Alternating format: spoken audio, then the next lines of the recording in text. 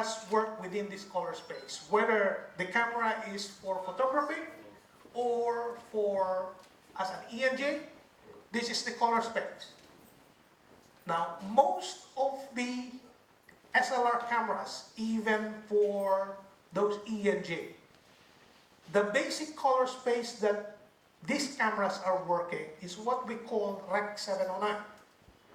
This is the Rec 709, the small one. Sorry, the projector is not Canon, that's why. If it could have been Canon, then you can see.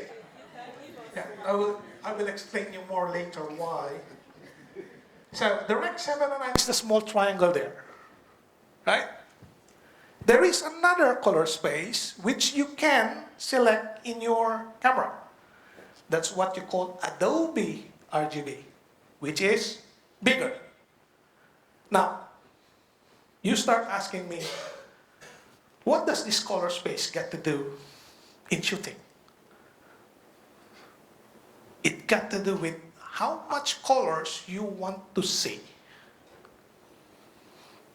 Imagine if your camera is only having a Rec 709, very small. That means whatever that camera that you're using now, it's not projecting the right colors. There are so many colors in the space. We're talking about more than 8 million colors. Wow, we only know RGB, isn't it? But there are 8 million artifacts of colors. Wow, we never realized that. And like I said, we only know RGB, red, green, blue. And that's the three corners of this color space. You have the blue, the green, and the red. And if you notice, green has the largest space of them all, because green doesn't change in all the colors. It can only affect the red and the blue. And that's the reason why, to those of you who are purchasing cameras, you will find cameras later on that can shoot 444, 422, 420. Have you ever heard about those terms before? 444 means 4, the first 4 number, is your input. What the camera can see in front of the lens. And the next 2 digits are the output coming from the camera. And that only affects the red and the blue, not the green. That's why 444. That means that camera is giving you the right output from input to output. Now, if your camera, most of the cameras that you're using today in ENG, they can only shoot 420. Red is not there. There are less red in those cameras. That's why you don't see much of the red in those. If you're talking about 420 colors, we call that term, we call those numbers color subsampling. That's the right term for that. Okay? So let me go over what contributes high dynamic range. Because we're talking of stops, we're talking of the low dynamic and the high dynamic. Remember my first slide, it's all about the shadows and the brightness. Yeah? So, those are the two criterias.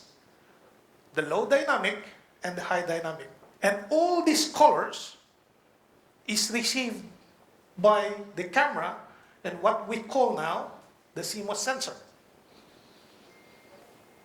The CMOS sensor is what, how will I say it, in a layman's term.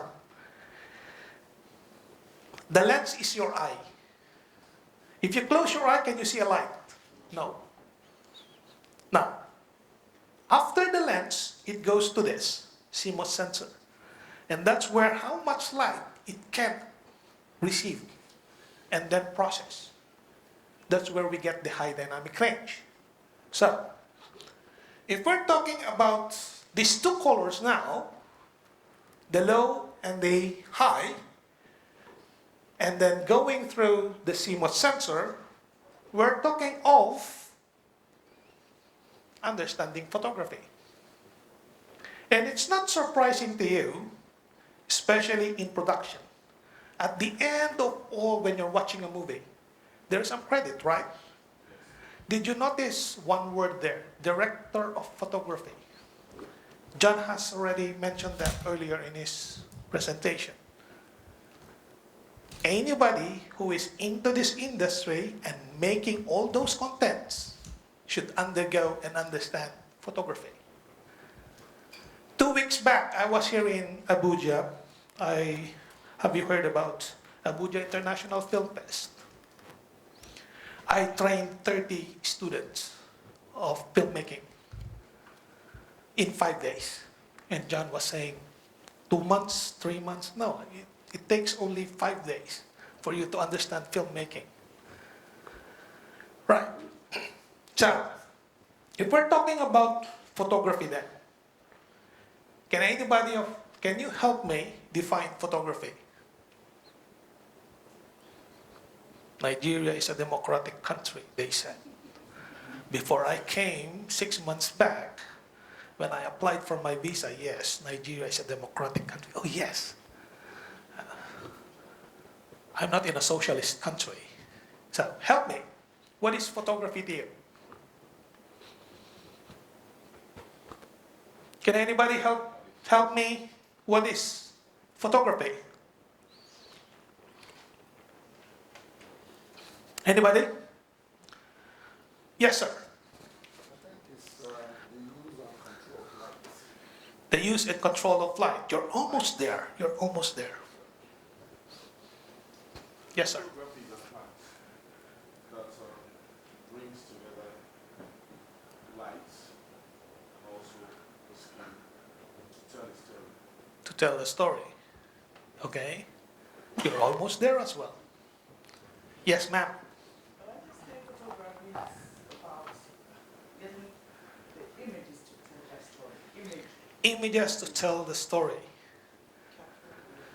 Partially right. You're mixing now photography and videography. Or even cinema. Yes, sir.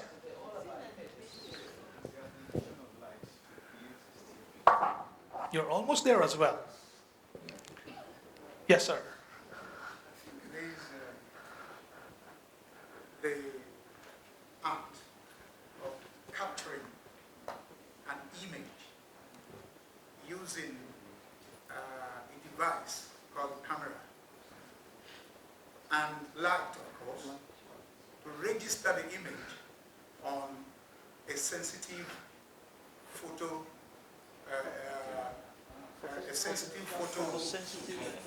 system, something. Okay. Catching a picture and registering it on a light sensitive material. It's almost 95% correct. Photography is about painting light. It's all about light. Just that. It's all about light. That's why a cameraman should understand when they're doing a documentary, they don't need the light. If I have a window there, I can bring in my subject to that window and use that window light. Or I can use the same light. That window light and this light are different. But it's all about light. So, if we're talking about light, light passes through in 3 directions. This is an ENG camera, by the way. So, the light will start from the lens. It goes to the image sensor. Sorry. And then from the image sensor, it goes to the image processor. Those 3 processes: lens, CMOS sensor, image processor. Irrespective of what brand, whether that's a Sony, Ikegami, or Hitachi, or Panasonic, we're all talking of the same. This is generic.